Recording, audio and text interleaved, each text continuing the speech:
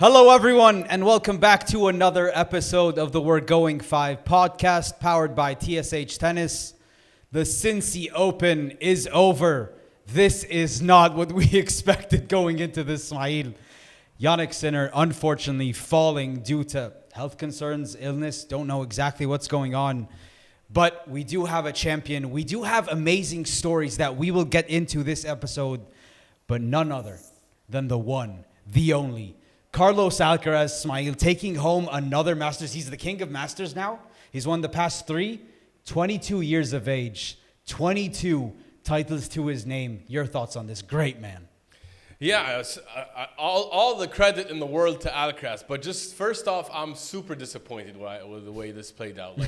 I was looking forward to this match since the beginning of the tournament, and I've been so hyped for the past 2 days. I can't wait to watch this match. I cleared my entire schedule to watch this match with all my joy, and we were robbed. We were robbed. Yeah. I feel bad for Sinner because. But Sinner apologized. He apologized. He apologized. He apologized. That was. Doesn't have to. It was very sincere. It was classy for him. It was sincere and it was classy for him. You could tell he wasn't there. I was a roller coaster watching that first 5 games. I was like, what's going on? Alcaraz, you could see he wasn't there. You could see he wasn't there. Alcaraz also came out swinging, looking really sharp.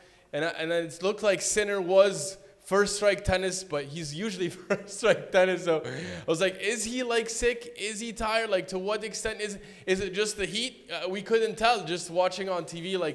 Is it just the Cincy heat bugging him? But obviously he's talked about it after that. He said he was doing something since yesterday, and then he couldn't hold on. He couldn't continue. And also, I don't think that Alcaraz came to play. Alcaraz was up for it. So maybe if, Alcaraz had a lower level, or if he dipped with him, when he saw him injured, maybe. How maybe? He was down 5-love. He pushed himself to 5-love. But if it was 3-2, would Sinner have tried to stay in the match? But he realized where I'm at right now, I can't hang in here. I can't hang in here at all. Couldn't even finish the set, which says a lot. But, I think credit to him and to these top guys of where they're able to mask, the injuries and the whatever they're going through. I think one of the masters in that is Daniil Medvedev. For a while, he wouldn't show it, say, I'm destroyed. I can't even move my legs, but I would never show it because I don't want my opponent to see. And Jannik Sinner was trying to do that. So the transition from us seeing okay, he looks a bit hampered, but not entirely, to a retirement, I think it's just credit to him for being able to mask that, Harun, and to show, to not show any of that, the true gladiator that he is. Yeah, of course, big credit to them. Big credit to any of these elite players that also always show you that they're 100% all the time. But we want to go back to Alcaraz here. Alcaraz is the main event here, and Alcaraz is just so gracious. I think he has one of his greatest talents is feeling the energy and feeling the vibe.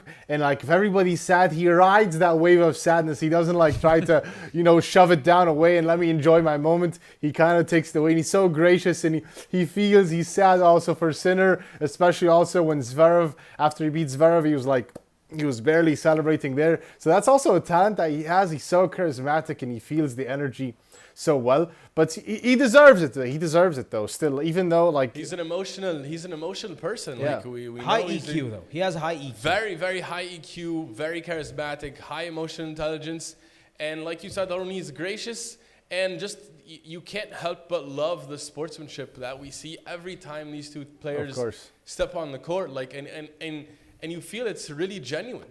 You really feel that it's genuine. He walked up to him. When he was shaking hands with him, when they ended the match, when Sinner called it quits, and then went to him after, to console him, even after, hugged him while he was sitting at his chair. It's so cool. It's so cool. Yeah, of course. And we have not seen this in tennis before. We have not. This is the first time we've seen this level of respect and camaraderie in the peak of their rivalries. But if this is a chance to highlight this, U.S. Open, I can't remember which year exactly, when Rafa beat Novak. and it was a tough battle. And then Rafa made sure to go and console Novak. And Novak says to this day, like, he remembers that. He remembers when Rafa did that to him, and it meant so much to him. And also Novak did it to Del Potro when he beat him in the USO. Like, we've seen it before, and it's amazing to continue to see it from these new guys. No, sure, we've seen moments like that before, but this is just how they are all the time. All the time. Every single time they step on the court, they show exquisite level of sportsmanship between each other that I've never seen in my lifetime. Yeah, there are moments between Rafa and Federer. Yeah, there are moments that you talked about between Rafa and Djokovic and with Del Potro. And then towards the late stage of their careers, they're super friendly now, and they're very warm with each other. But this was not when they were coming up. I don't ever recall seeing two players come up and have that kind of respect and genuine friendship. It seems that they have. I love it. Yeah, I love it. It's awesome. It's awesome. It's exactly like you said. It's amazing to see, and it's it's a blessing that we have this in the sport right now, especially from the two of the best players on tour right now. So it adds a lot of the story as well. But we want to get back to the tennis here and just showing how Alcaraz came out guns blazing there. Alcaraz came to play, and Alcaraz wanted this title so bad, and he deserved it. And he finally got his I wouldn't say revenge, but his maybe the ghost of Novak that caused him some trauma and nightmare after that epic final they had a few years ago, and he was one point away from having that title. Now he has it, so I think Alcaraz is going to rest a bit now that he has that title.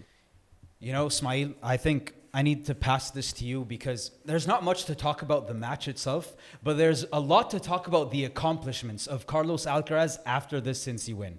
Okay? And beginning of the year, I'm going to give you credit here. You said this is the Carlos Alcaraz year. At the moment, he does have only one Grand Slam to Sinner's 2, but he has 6 tournaments to his name now. This is the most he has ever won in a season. 3 straight Masters titles. I just want you to talk about his accomplishments, your thoughts on his 2025 season as of today. I didn't look like I was all right on that pick because the way he ended his Australian Open, losing to Novak, and then we were questioning him actually in the first part of the year. Lots of people were questioning him. But to be credit to you, Smail, before the season started, you were very high on Alcaraz, and you said this is going to be his year, by the way. Well, I appreciate you guys giving me props, and I'm so impressed. I don't think I saw this before we played a single match this year. You were high on Alcaraz. I had a feeling he was making a lot of tweaks in the lab. He was hungry, like he's maturing as a player. He's a magician with now the maturation that you're showing.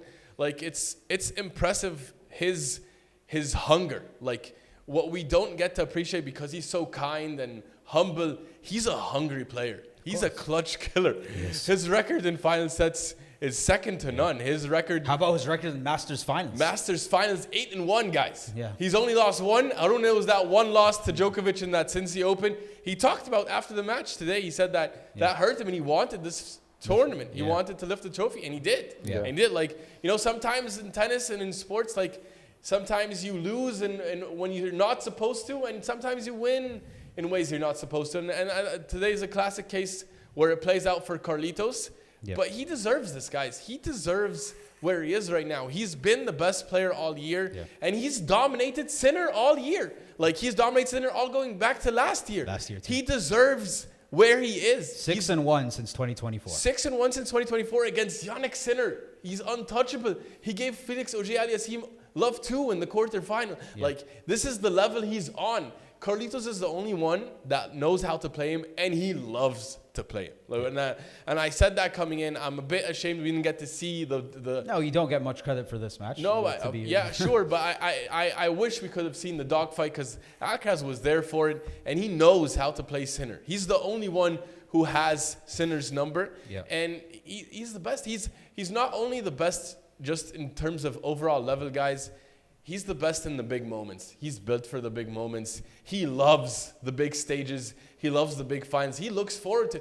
I've never seen a player that rises this much. It's unbelievable. And to do it at his age, he's on track to blow some records out of the water Well, right now. speaking of age, he's the second youngest player ever to win eight Masters titles, right behind Rafa, the guy that he's chasing. And like, whenever it comes to these stats, it's only him and Rafa. And that says so much about someone like Carlos Alcaraz, because this dominance at this young age, we haven't seen. He's a phenom. He's a phenom. But Harun, speaking to Smythe's thing about his crazy 2025 season Alcaraz is having, if we go into the U.S. Open and he takes that puppy home, he's going to become world number one again. Ooh. No matter what happens with Jannik Sinner. If Carlos Alcaraz wins the U.S. Open, he becomes world number one. And wouldn't he deserve it? Yeah. Wouldn't Don't he you think, deserve Harun? I think, it's he deserves it, obviously, because Sinner, Alcaraz, any of them, whoever is world number one, they rightfully deserve it. But I do feel like, though, it's still like the story is better when it's Sinner that has the world number one spot, because then you have your killer in Alcaraz who can come in and likes to be comfortable in that number two. He doesn't like to win every single match. I think Sinner is more fitting of a world number one. He's changing that Harun this year. He's not lost at all over the past couple months. True, that is. I understand that narrative, but also Alcaraz was world number one before Sinner. Alcaraz is the youngest world number one in the history of this sport. Alcaraz was him. And is him. He was. This is his best year so far. Like, if he wins the U.S. Open, he's never won more than 2 slams in a season. So let's say he wins it, and he has 3 Masters, and God knows how many he's going to win to end the season. Like, Carlos Alcaraz is on pace to having his best season ever. Yeah, and I think in terms of wins, also he's probably going to crush his own record. Yeah, and points, he's already crushed the number of the points he's accumulated. Now he has more points than he had the entire season in 2024. He's awesome. He deserves it. He deserves to be world number one. And I think he's going to get it, guys. I think he's well on his way. Like, though, if he keeps playing this way, not so fast. If he keeps playing this way, he's bound to. Not so fast. The conditions. Jannik Sinner is the defending champion. We disrespected him in the Australian Open, and look what he did to us. True. He reminded us who he is. Jannik Sinner is the world number one for a reason. Yeah. But yeah, any last thoughts on Jannik Sinner, Carlos Alcaraz before we move on to some amazing stories, guys? Yeah, I know. Yeah, well, just go ahead, Smite. Go ahead. No, because some people were talking about like how bad was the heat in Cincy. Because first of all, I'm relieved it wasn't just the heat in Cincy. Turns out like Sinner was dealing with something else, because if it was just the heat, I would be Alcaraz and Novak, they fought through the heat. Even Sinner fought through the heat in Australia. Like, you wouldn't want him to go down just for heat and conditions. Like, that would be so disappointing, especially from the organizer's side. But of course, turns out he was dealing with something bigger. But it was 31 degrees Celsius, about 88 degrees Fahrenheit. Of course, it's tough with that humidity, but not absolutely brutal that some people thought. So, obviously he was dealing with something more Sinner. And I'm not a fan of day matches, by the way. I don't like day matches. I don't like watching. We can't see the ball. We can't see the ball on the screen. It's horrible. Like, we're struggling to see. I'm working as much as Sinner and Alcaraz to watch the match. It's so much pain. You're right. It's not comfortable You're at all. not seeing the ball, and like you want to put this final in the best conditions. Like, in the middle of August, you have to put it at night, or at least in the evening. You have to tone it down. But like, that's the thing they're with doing the it scheduling thing. But the women played yesterday, the semis, so they have to play the final after you. It's only fair to them. So that's what happens in the end. Also, I think it's for the viewers around the world. They want to make it in a prime time slot to maximize viewership. Yeah, but of course. It's not going to work, because in these conditions, you have to put that night, middle of August. So much for $230 million being invested to revamp this entire tournament, huh? It's not. Lots of money was invested. Especially like these big primetime matches, they should, like that Terence Atmane match also against Sinner. Also paint, like it's in the, I can't, and especially when it's half shaded and half sunny. Like, you got to see the ball for a few seconds, and then it disappears again. Like, come on, man. Like, do better. Yeah, nothing beats the courts in Madrid and the courts in Halle. They're just... those are just pure pain. When it comes to shadows... Sign me up for pain. Shadows... Yeah, like... That's pain. But since they're trying to find their way into that No, there were matches, I could not see the ball at all. Yeah. Like, I was just like... like even the Sinner Auger match, I was just watching them move. I couldn't see the ball. Yeah. I couldn't see the ball. I honestly don't like watching You can them. Like I won't close it and I'll just watch maybe some highlights or clips or whatever. But You can't see on the highlights. Yeah. You can't see live or in the highlights. Like it's watching shadow tennis. Yeah, no, I'll just see like what's the energy and whatever, like because it's not enjoyable. Energy. Like you just see what's he doing. Like some points when it's a little bit shady or whatever, when the shade goes away and it's not so sunny, maybe I could see a few, but only that. I'm only tuning in for those things in the highlights, but I'm not gonna watch like a few hour match, a few hours of tennis where I can't see the ball at all. But anyways, well, guys, last thing about this Alcaraz Sinner match or update that we've gotten with what happened in Cincy. Smile, do you think this affects the rivalry in any way going into the U.S. Open? Does anyone have an added? Does anyone have the upper hand going into this? Alcaraz have the upper hand now? I think you could say that. I mean, Alcaraz is going to feel more positive going into the U.S. Open. I think. I mean, he did get the bitter taste of the loss at Wimbledon, and so for him to get this one, even if it's in this fashion, at least it's more positive. Although he can't take too much away from it, but more positive. Sinner has a lot of things to be concerned about now. His health, and then is this type of retirement, is it going to play a factor in him mentally? I think you're reaching. Harun? Like, question is, what did Alcaraz earn? Like, Alcaraz deserved it. He deserves the title, but did he earn it? Not sure. I don't think he's going to take a lot of confidence points and confidence juice from this match and from this maybe from the tournament because of some other matches and so on. But for Sinner, for that rivalry specifically, I don't know what he's going to take away. He could say like, yeah, I beat Sinner fair and square. No, he wasn't at his best. So it's not like he felt like, yeah, I have an edge over him. It's going to be like nothing happened. Maybe he's going to feel a little bit better because he got some points. He got the title, got some money. Maybe then he could be world number one.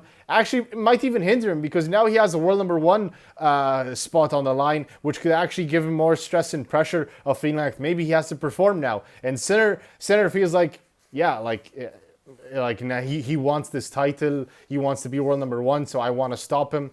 But yeah, Sinner also now if he doesn't defend the U.S. Open, he might lose his spot. So that's pressure on him. If these two guys have shown us anything, they love pressure. Pressure is privilege, and they rise up to the occasion. I don't think we can. That doesn't mean they don't feel it. Like Alcaraz talked about defending the China Slam. Alcaraz had world number one on the line against Casper Ruud in 2022 in the U.S. Open, and he was a puppy, and he rose up to the occasion. And Ruud had him on the ropes. And he rose up to the occasion, won that match, and I think these guys rise up. I don't think this plays a part really when it comes to these guys, especially now. So I don't think I think it's, as you said, our own status quo. Whatever we had before the tournament, that's what we have now in terms of how they approach each other. And I don't think it's exactly that. I don't think Sinner could be in a worse spot than he was when he was entering Wimbledon, because Alcaraz destroyed him. He gave him some trauma there, and he beat him in this epic match. And now Alcaraz is going in with he's going to defend Wimbledon, and then Sinner has a lot of pressure to beat not only have to beat Alcaraz, but to win this title that Alcaraz is so good at defending. So I think like now he already has 2 slams. He's comfortable. He has world number one. I don't think there's a lot of crazy things that he's going to be thinking about. I think it's not going to change. Yeah. On the line. But guys, we want to move on to also amazing stories. We want to get into our biggest winners of the week. 7 Australian Opens, 15 slams. Not too bad. Some crazy things that happened this week. Smail, who is your biggest winner? Well, it has to be the one and only, the best story of the entire tournament so far, guys. Terence Atmane. What a tournament from this man. Unbelievable. This dude's coming from the qualies. The genius of the tour? Clothing. Also the genius of the tour? Also the genius of the tour, 158 IQ. What Nord's that? I don't know anyone with that level of IQ. But this dude's coming in with no clothing sponsor, no shoe sponsor, and no fear. Just no agent. No agent. It's absolutely the run of his life. Like, look at this run that he went through. Walk us through it. Koboli in 3. Fonseca in straights. Fritz in 3. Yeah. Rune in straights. Before losing to Sinner, he took him to a tiebreak in the first set. And I think he ran out of gas, guys, because he's coming all the way from the qualies. Yeah. Unbelievable run. Amazing tennis that he showed, gutsy, brave tennis. Dude is a lefty with an amazing serve. He's willing to move forward. He's aggressive. He's a fun player. He goes for his shots. I loved watching him play. It was an absolute joy to see this magical run for him. And, you know, to learn that he's been grinding on the tour for a while and then to have his big breakthrough here. It was perfect, guys. It was awesome. And also, I love the fact that it's kind of unconventional also because Jim Courier was talking on the broadcast how he has actually the lightest racket he's ever held in his life. His swing weight of his racket is like 290. Like, it's a super light racket that he plays with, but it works. He was generating massive power. Sinner couldn't read the serve when they played in that first set. He was going through him. Sinner was really in his feels that match. Like, it's so fast from initiation to ball impact. It's like this. It's like whip. It's a whip. Yeah, it's a whip. You don't even get the chance to see the toss, to see what he wants, like how his body's moving this way or that way. You can't see anything. All of a sudden, it's coming. Yeah, it's coming. It has kind of that Goran Ivanisevic type of serve where it's like that quick whip style that he coached into Djokovic, and kind of Sinner has that type of quick whip style now today, and he has a lot of slice, and he's coming in with that lefty serve. Guys, Terence was so fun to watch. Yeah. I loved him. I can't wait to see more of him. I hope he builds on this. Yeah. But it was a genuine pleasure to see this rise. Yeah, let's see how he grows. Let's see how he progresses from here. But first of all, let's get this guy a sponsor because he has swag also. And I think he's a very lovable character. Like, whenever he was doing an interview, I'm locked in. Yeah. I want to hear what he has to say. I think he's charismatic. We need characters like this on the tour. The fact that he has one of the biggest Pokemon collections in the world and he has the super high IQ. Like, so many things, so many different variables that this guy has make him a very interesting and important character to the tour. Yeah. He was joyful and he's a breath of fresh air. Yeah. Can't wait. Yeah. Well, Yusuf, do you have a biggest winner you want to share with us? Well, since we're talking about the Frenchman, let me give you another Frenchman. Let me go veteran Adrian Mannarino. Oh. Wow. Adrian Mannarino a few years ago was playing some of his best tennis and he was flying high and he was seeded at slams. Then all of a sudden he fell off and outside the top 100 and he's playing challenges again. He has to grind. And he talked about how tough that grind was. But here he is in Cincy, coming like your boy Ismail Atmane from the qualies and making it to the Heck of a run. Making it to the main draw. Taking down Jordan Thompson. Jordan Thompson is no easy win. Jordan Thompson is a player. Taking him down. Then takes down Thomas Machac, who we are high on. Maybe he's not in his best form, but we love Thomas Machac. That's another great win against a young player who has so much sauce to his game. And then after that, you take down TP, Tommy Paul in his homeland. In the U.S. Come on. And then eventually losing to Jannik Sinner. But no one played Jannik Sinner as good as Adrian Mannarino did. 7-6, 6-4. Adrian Mannarino came to play this tournament. He's going to jump. This is amazing for me to see because he grinded. He could retire. He could do it. No, he grinded in the challengers and he's pushing and he's waiting for that one tournament to give him that push. He got that push back. Let's see what happens going into the U.S. Open. Adrian Mannarino, Cincy Open, my biggest winner. Savvy He's player. A fun player. He's a savvy player. I like that word. He's a savvy, technical player. Like his strokes might not look not a fun player to play. No, he's not. But he knows how to direct the ball, change direction. You took time away from Sinner, which he brought some interesting tactics to Sinner. And the thing that makes me laugh the most is he probably found out he's playing Sinner when he walked on the court. Yeah, that's the best thing. I love how he does that.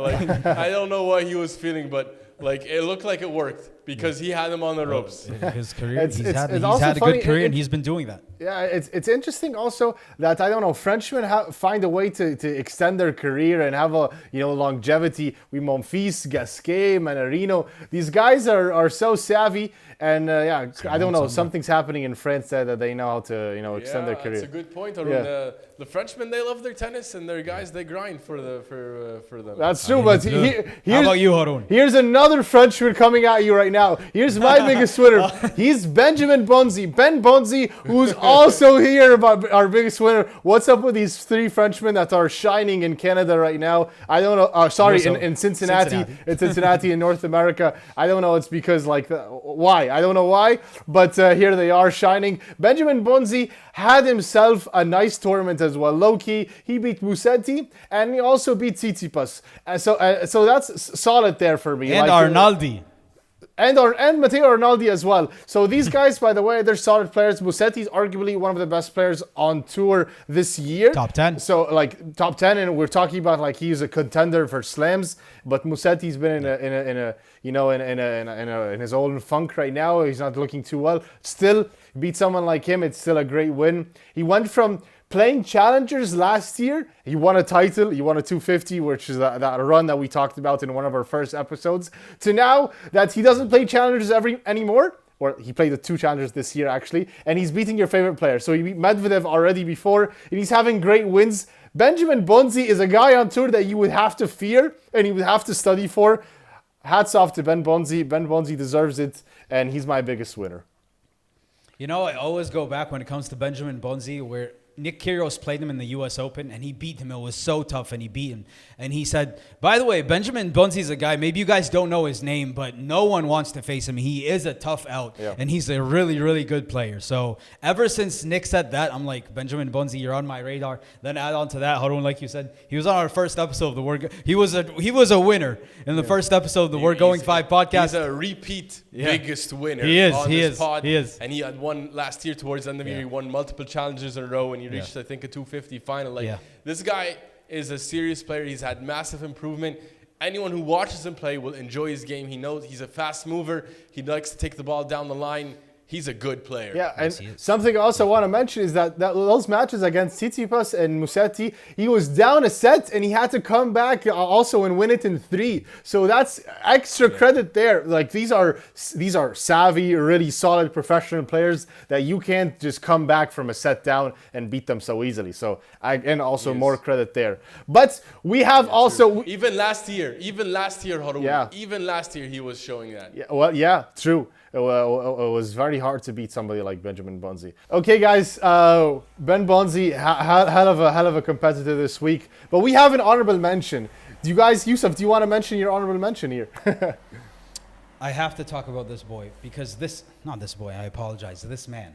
It's your boy, so it's fine. This man, he is my boy, exactly. I think, guys, Andrei Rublev, man, he's an honorable mention for me this week. I think he's finding his form.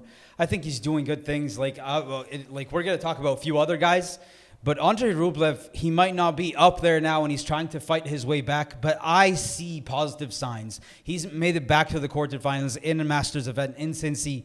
And then that match against Alcaraz, he showed me so many positives. As a fan of him, there's a lot to take away. I think he's capable of finding his form again, getting back into the top 10. Took Alcaraz to the absolute brinks. And even though, it was 5-3, could have ended it, he broke back and he stayed in that match and, eventually losing 7-5 in that final set. But Harun, really, I think Andrei Rublev, there are so many positive signs. Marat Safin is going to be with him in the U.S. Open. He's going to be one to watch, and I think it's looking up to him, not looking down. I love what I'm seeing from Andrei Rublev after this North American master swing. Yeah, respect to see. He is doing some small things. If you look closely, you'll find that Rublev is improving. They're not crazy signs, so I can't see really the huge upside from Marat Safin so far. Maybe mentally and stuff behind the scenes. He is competing against Alcaraz, which is a big thing, and he's also staying composed. The champ. Yeah. He took the champ to final set 7-5. That's true, but he's still showing his fits sometimes, getting frustrated and getting angry in other matches as well. So I don't love it there. But he deserves some credit there for also maybe some small things that he tweaked. Guys, he's hanging around. He's hanging around, and that's all we can ask from the next gen right now. He's not getting pushed to the brink. He's doing more than hanging around. Yeah, he's giving Alcaraz a fight. Yeah, he's still there, and he's also another very emotional player, and this type of player I think takes time to mature and to work through it. I think the best for Rublev is still yet to come. Thank you. Nice to see. He's 27 though. Here. I believe in him. I do. Still young. Yeah. Still young. Any other honorable mentions? I mean, we got to mention Varvara Gracheva, right? Because she was coming all the way from the qualies, made a heck of a run all the way to the quarterfinals. Whenever you get someone from the qualies that goes that deep in a tournament at the Masters, I love to see it. They deserve some love and some credit. Took down one of my favorite players. I love Mukova. So taking down a player like that, who I think arguably, you know, maybe not right now, but I would say she's one, if not the most talented player we have on the women's tour. She's a fun player. So, so a few good wins there. Coming from the qualies, man. Coming from the qualies. No, Gracheva. Also, French. Yeah. What's up with France? The Frenchies. France won this week. Yeah, they won. France won this week. They won in Cincy, and she showed some awesome tennis. Yeah. It was fun to see. Well, those are our biggest winners. Yeah. Some good ones. Let us know what you think. Let's move on to upset or non-upset.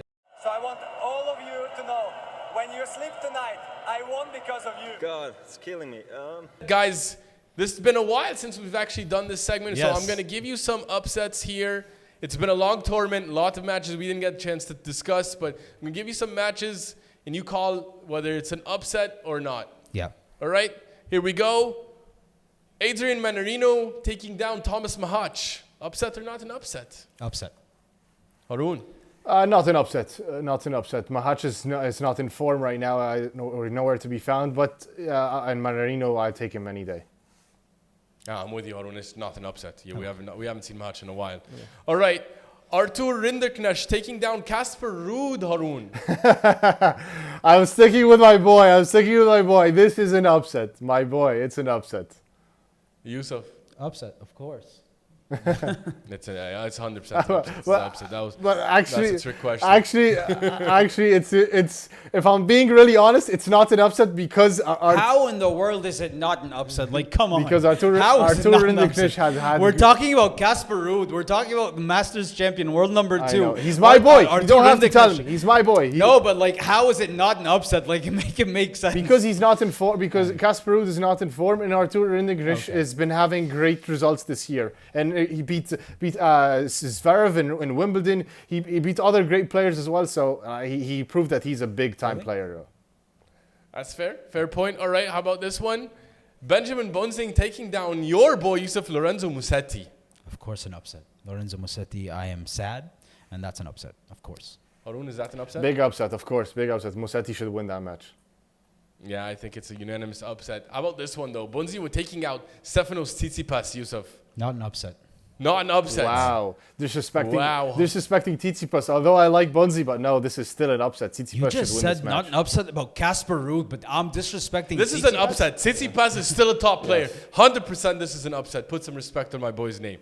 All right. Disagree. Adam Walton. Harun taking down your boy Daniil Medvedev. No, this is a big upset. Daniil Medvedev should win this match. Yusuf. What's going on? This man was the king of the swing. Of course, an upset. Yeah, I'm going not an upset, guys. Daniil Medvedev has fallen off the map in the past couple tournaments now. It's very concerning. All right. Tournaments? Last one. Years. Opelka taking down your boy Minaur, Harun. No, this is a big upset, of course. Although I love Opelka, but beating Demon this year, especially this year, he's been so sharp. No, this is an upset. Yusuf. Not an upset. Not an upset. Wow. Really, Opelka, when he's playing his best tennis, I think. No, he's not. What best tennis? He's a former top 20 player for a reason, top 15 player if I recall correctly. So, this is not. I don't think Opelka would agree. I mean, that's a fair argument because he did take out Novak Djokovic this year, right? So we can't forget that. But no, this is 100% an upset for me because Demon is still reliable in these matches. So it's definitely, I'm calling upset here, Arun. I'm with you on this one. Yeah, for sure. Yeah. Yeah. Let us know what you guys think about those upset. Do you call upset or not an upset? Yeah. Well, guys, dudes, cool dude moment of the week. Oh my God, so much energy in this return. I love it for my story, Roj. Oh my God. Smile, do you have a cool dude moment you want to share with us? I mean, there's so many.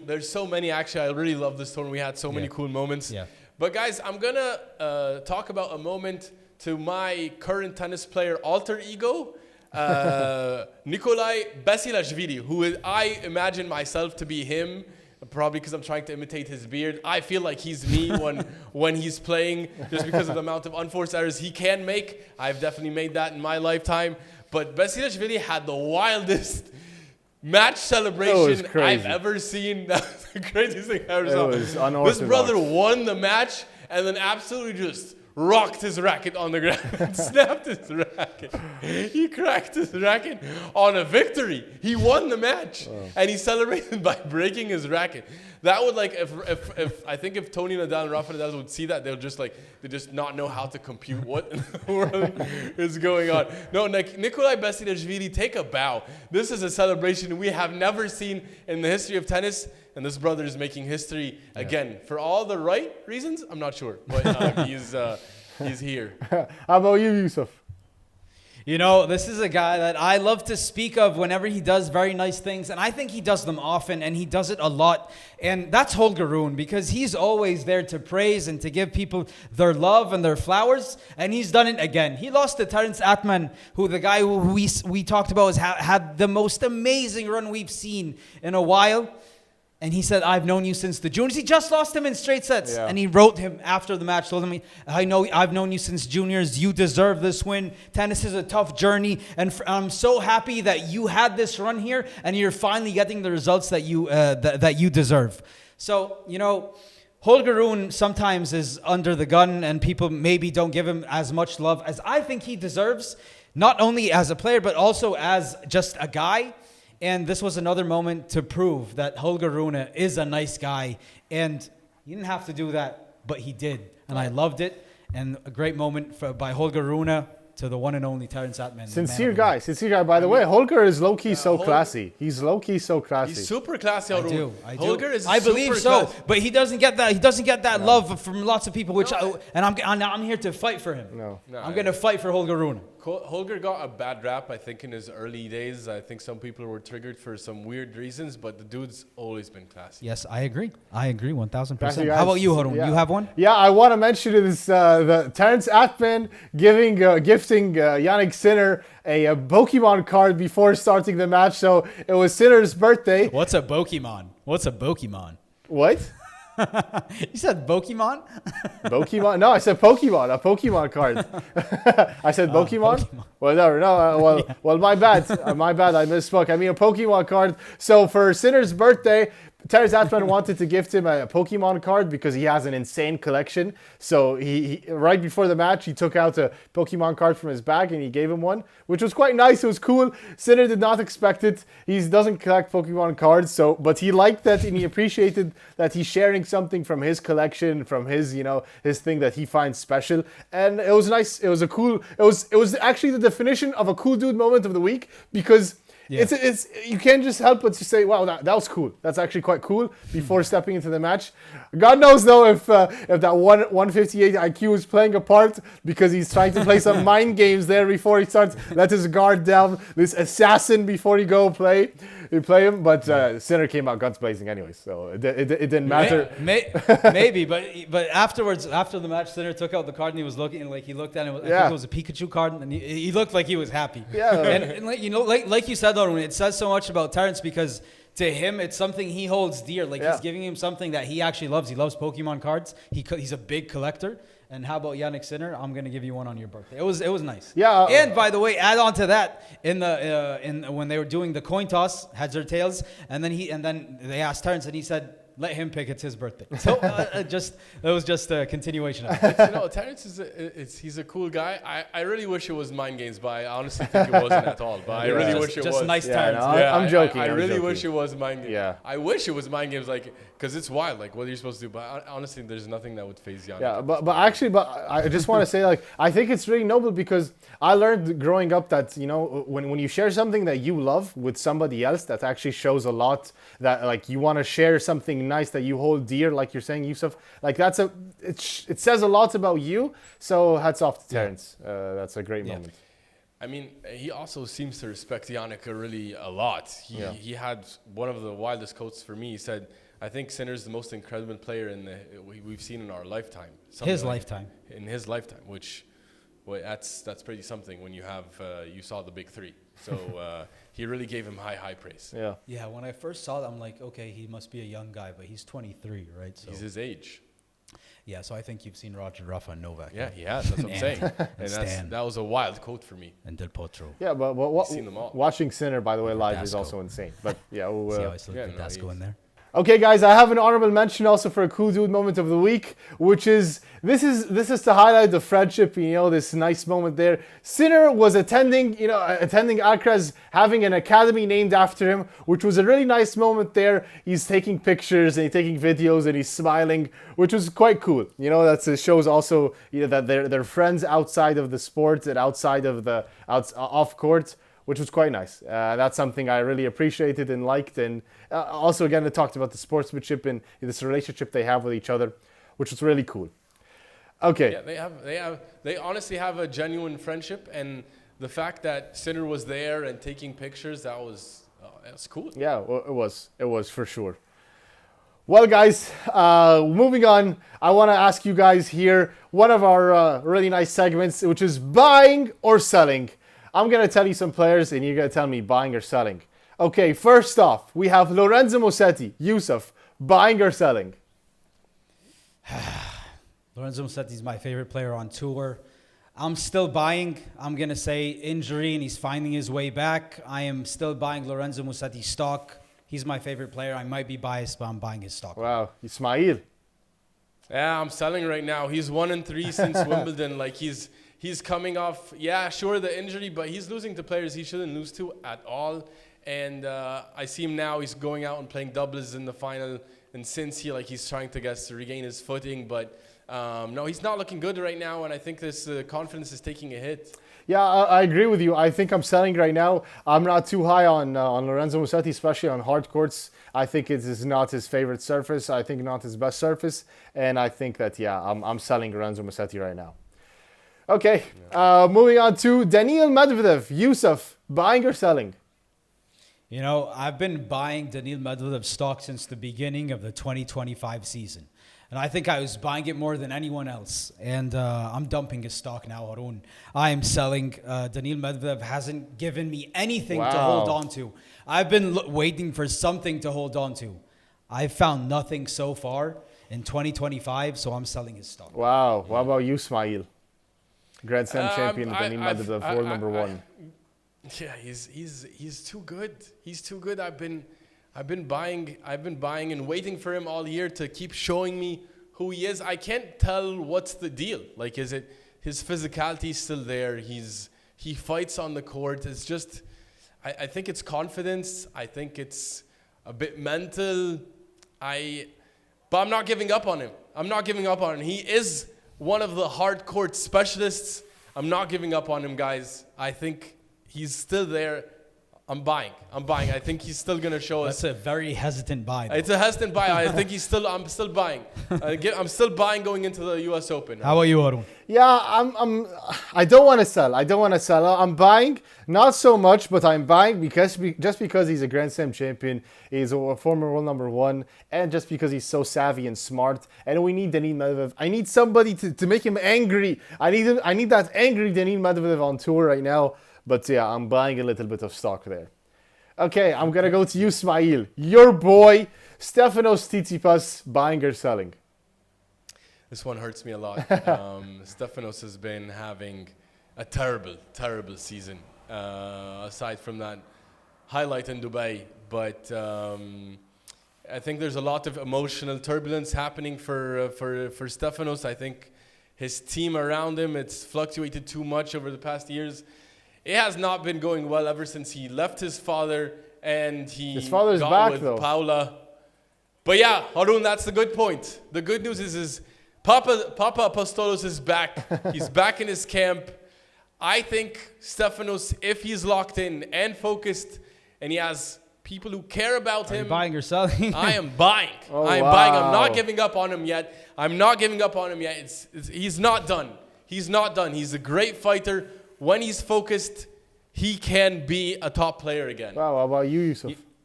You know, Harun, I'm gonna cut this short. Look at, I am buying his stock, and you might be surprised, but I'm buying his stock because he said something very important. Even though he lost to Bonzi in Cincy, he said, "I'm finally healthy again, and I'm not playing with pain." And I think that's a big win for him. His dad's back in this corner, so everything is looking positive, I believe, for Stefanos Tsitsipas. So let me buy some of that stock. Well, I disagree with you guys there. Although I couldn't disagree more. Although I like it when he talks, like I'm buying everything that he's saying, and I think that he's like in a better mental state. And I think like when he talks about stuff in his game, like I do love everything he says. However, I think the tour is too brutal and too ruthless for him right now, especially on hard courts. I think I'm selling Stefanos Tsitsipas right now. Okay, guys, moving on to my boy Casper Ruud. Yusuf, buying or selling, my boy? I love Casper Ruud, and he won his first Masters event this year, and I'm like, okay, Casper Ruud's back. Casper Ruud's... I don't even know what he's doing because he's still playing golf. I think he's in Pennsylvania, and I saw something, he's playing golf there. I'm selling Casper Ruud's stock right now. So I don't want to, but you know, it's business. I have to sell his stock. I can't see anything to hold on to right now. I'm not that optimistic for Casper Ruud at the moment, so I'm selling his stock. Wow. I apologize. How about you, Smail? No, I'm not selling. I'm buying. Wow. He's coming off an injury. He's showed us this year that he's been working on his mental. He's constantly improving. Former U.S. Open finalist. He understands his position where he is, and he knows where he has room to grow. This year, he was not a clay court merchant, and that's why he's probably dropping a little bit more in the rankings. Doesn't have the best results, but he's pushing himself. No, I'm buying Casper. Big fan of his mentality. Okay. Wow. Harun. It's a tough one here because it's his hard courts and this is not his specialty. But I'm buying because sometimes he just... There we go. Sometimes he just comes up and surprises us with his hard court wins and nobody expects it. And just when he's a good mental state, I think he has some good wins. So I'm buying some of Casper Ruud's stock right now. Okay, guys, last but not least, Coco Gauff. Smail, buying or selling your girl? You guys know I love Coco. She's probably my favorite player on the women's side. Feel a butt coming. Yeah, she's been struggling with double faults. Her serving has been struggling recently, and she hasn't had good results since the French Open. It's been a bit of a dip for her here, and she wants to do well at the US Open. So that being said, I'm still buying. I'm not getting off Coco Gauff's train. I'm buying Coco Gauff, baby. Wow. So what if she has a couple double faults here and there? She is good enough to manage the storm. I expect that she'll do well still at the US Open. Wow, how about you, Yusuf? You know, we're going into the U.S. Open, right? And I'm buying stock based on what the future holds for us. The future holds for Coco Gauff that she's going into a tournament where she's the champion. She's won this tournament. She rises up to the occasion. Coco Gauff really is built for the moment because I do believe that she has what it takes. Like when the big moments, she rises up more than so many other players. So give me Coco Gauff stock. I am buying it. I don't care what's been happening the past few tournaments. Going into the U.S. Open, I'm buying Coco Gauff stock, 100%. Of course we're buying. She's a big-time player, and unless she goes down like a 5, 10, 15 match losing streak, then when I'm going to start thinking about selling. But Coco Gauff is a Grand Slam champion. I'm going to take Coco Gauff any day of the week. Of course. That's what I like to hear. Buying. I like to hear. Okay, guys, so moving on to a new segment here, which is called Risers and Sliders. We're going to talk about some people that rose up in the rankings and that slid down some of the spots. So I'm going to do a quick rundown, because Cincy, it shook some apples fell apart, and some guys went up really high, like Terence Atmane. Some players also went really down, like Korda. So I'm going to give you a quick rundown here of the risers that we have. So we have risers. We have Terence Atmane, went up 67 spots, okay? He's now ranked at 69, went to the Cinderella amazing run. Oh, hats off to him. And then he went to Francisco. Well deserved, yeah. Francisco Comisana, also ranked at 55 right now, went up 16 spots. Rising up, love it. Yeah, I love it. First Masters round of 16. That's great for him. And then when we got to also he lost to Andre Rublev in the round of 16. And then Ben Bonzi, who's also super high on, he's now at 51. Just almost reached top 50. He moved up 12 spots there. And he's gonna be he's gonna be seeded hopefully maybe in U.S. Open. And then in which he lost the round of 16 against FAA, Felice Auger-Aliassime. And then Nardi also went up 15 spots. He's now ranked at 83. But Alcaraz was just too good against him. You had Adrian Mannarino, great run as well, lost to Sinner, but he went also 16 spots. He's now at 73. He grinded from the qualies. You have Shevchenko, last but not least, went up 13 spots, and he's now 89. And he made a final in a challenger, so hats off to him. And then now moving on to the sliders, we had some big sliders there. Well, the biggest one is Sebastian Korda, but Sebastian Korda fell down 41 spots just because of his injury. He fell down for injury. He was supposed to be a Grand Slam candidate. It's so tough. Navratilova had him winning a slam within I think she said he should have a slam now. He won one in 2023. Yeah, it's Max Payne. He's now playing Winston-Salem as we speak actually right now, and he is down to Kopriva. He's in a battle right now. But and then you have Hubi Hurkacz. Where's Hubi Hurkacz, guys? He went down 29 spots. He's injured. He went down. Hold on, just 1 second, because if I recall, in the beginning of the season, we had guys that we picked to make the top 10. And if we recall, one of us, can't remember who exactly, had them making it into the top 10. I don't think it was me, and I'm not sure. I don't think it was you either. Yeah, I'm not sure Draper, if it was and me. You were on the money there. Smite, was it you? Yeah, he got injured. He's injured. He's been injured, guys. Sorry for a little roast there. It was a little roasty. Our apologies, guys. But credit to you. In the beginning of the year, he was adding a lot of guys to his team. It seemed like he was adding an Avengers level. It never works. It seemed like it was a stacked team, by the way. He looked like he was going to do some great things, but injuries and some things fell through. But moving on, also, Nishikori as well fell 23 spots. Matteo Arnaldi fell 25 spots.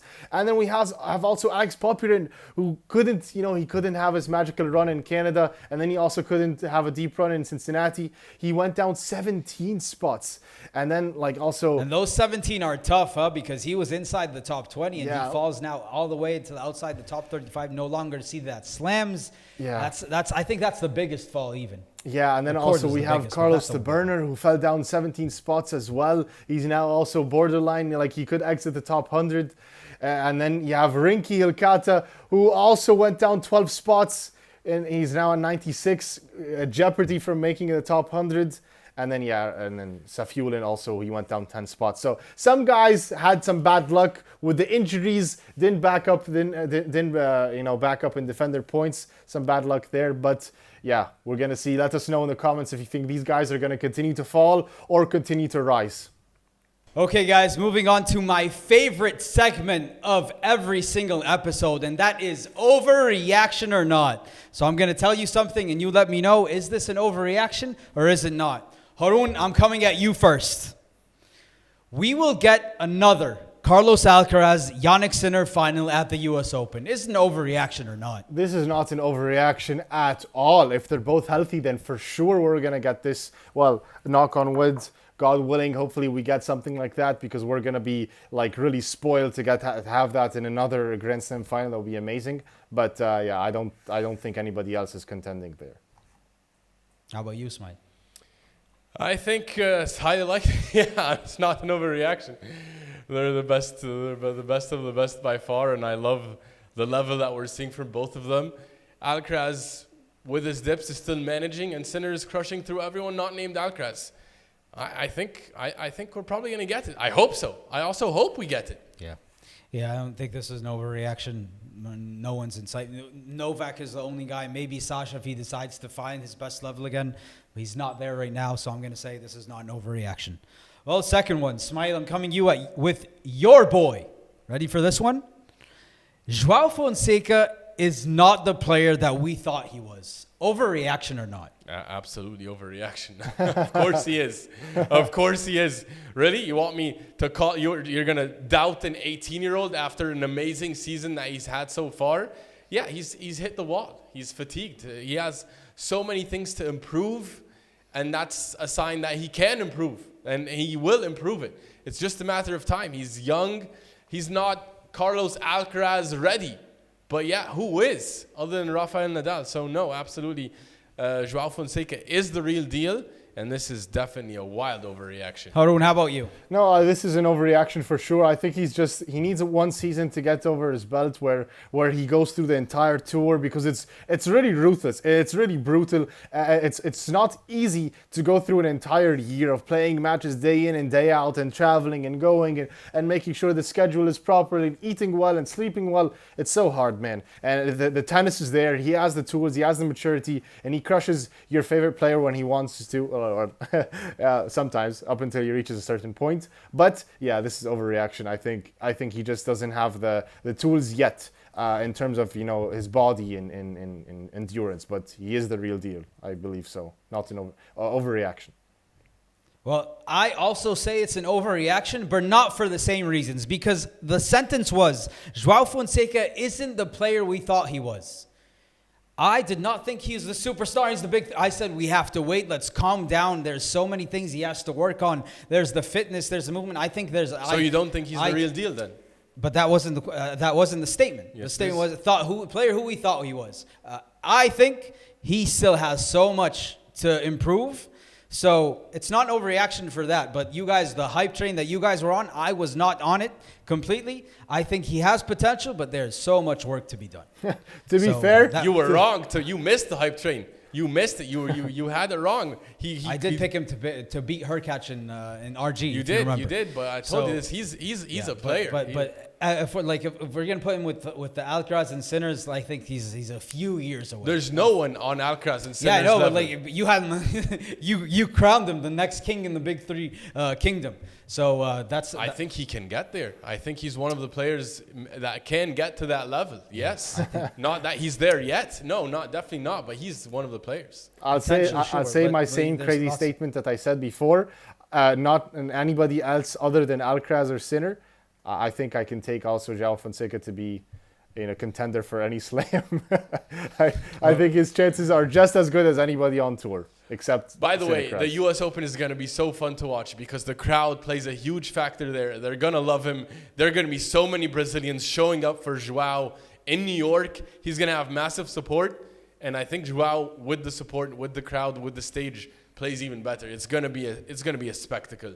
I have to say, I love his work ethic. I think even though he lost early in Cincy, he spent the entire week practicing there every single day. So it says a lot about him and the character and the hunger that he has within him. Okay, Harun, last one coming at you here. Carlos Alcaraz has the edge going into the U.S. Open. Overreaction or not? No, I don't think. I think that's an overreaction. I don't think he has the edge. I think Sinner has the edge because Sinner is defending champion there. And I think he's going to be more comfortable there because he did it before recently and he loves hard court. So I think, no, this is an overreaction for me. Okay, how about you, Swan? 100% Alcaraz has the edge. Wow. 100%. Of course he has the edge. He's now 6-1 against Sinner in the past 7 times they've played each other. He has lost him only once over the past 2 years, and that was at Wimbledon, and he wasn't able to deal with the pressure and his own emotions on that day. He's beaten Sinner at the US Open. He's won now their last 2, 3, if you include today, meetings on outdoor hard. Why in the world would Alcaraz not have the edge? Sinner has to prove that he can beat Alcaraz. It's not the other way around.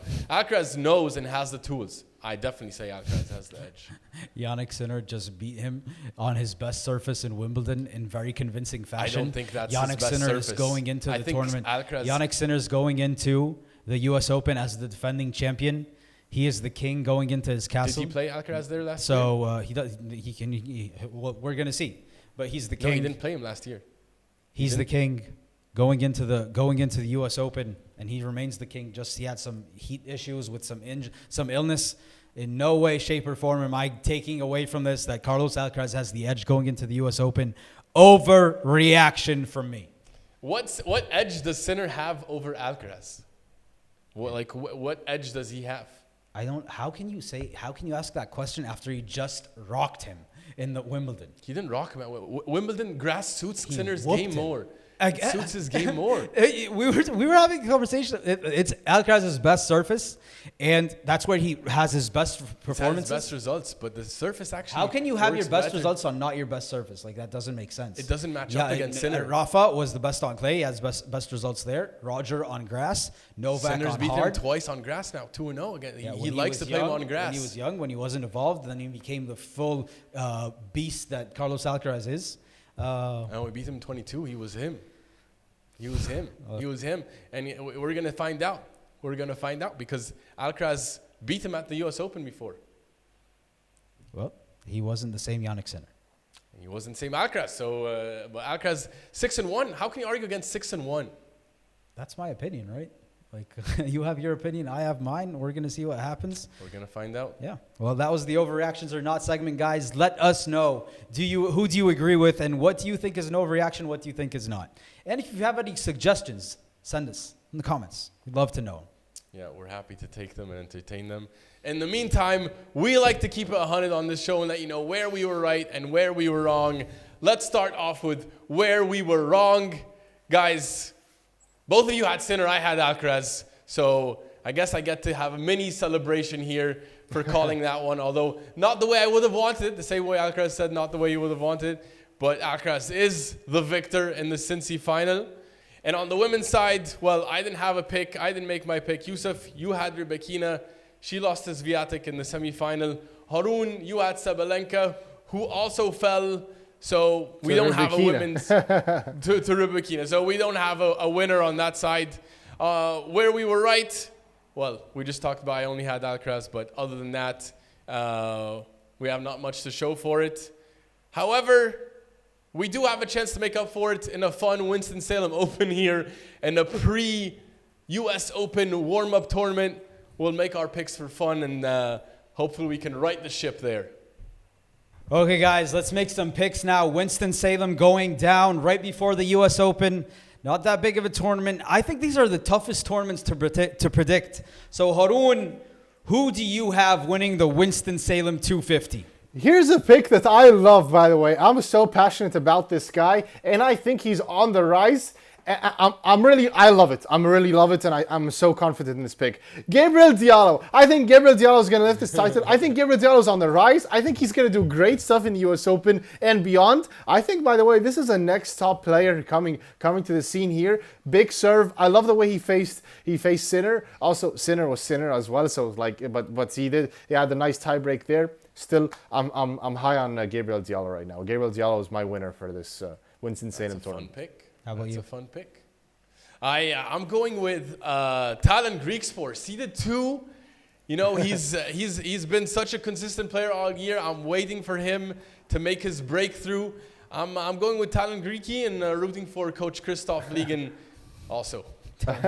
Christoph, let's go. Well, Harun, I eyed him and I saw it. And I'm like, that's my guy.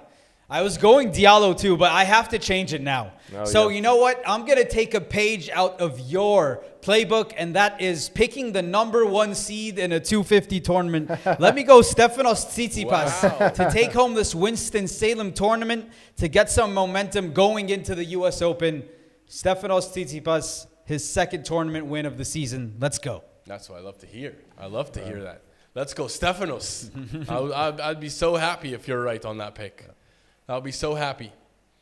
Well, this was a great episode. Unfortunately, didn't have the final that we were dreaming of. Yeah. But we do have a lot of storylines going into the US Open. Yeah. And so we're going to be here to preview that once the draw comes out. So come back for that. In the meantime, you're really going to enjoy our latest interviews with Coach Michael Tillström. He talks about what it's like to coach a top pro, former coach of Gael Monfils, current coach of Denis Shapovalov. So many interesting insights there. Also about facing former top players like Pete Sampras and Andre Agassi and Federer. You're going to love it. We also had a really nice interview with Coach Connor Casey. So many interesting insights about the college game and what we can expect going forward. And also what he thinks, who he thinks are the best players on tour, his favorite strokes. It was just such a fun episode. I think you're going to really enjoy it. Go check it out and subscribe to get all your tennis news here. And we'll see you for the US Open. Have a good night. Good night. Good night. Very good night.